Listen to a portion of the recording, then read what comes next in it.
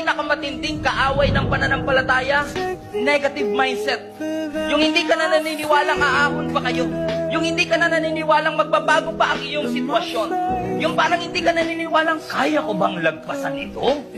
Pero gusto kong ipaalala sa inyo mga kapatid, kahit matulog ka na pagkatapos ito, na hindi porkit hindi mo kaya, hindi ibig sabihin hindi kaya ng Diyos.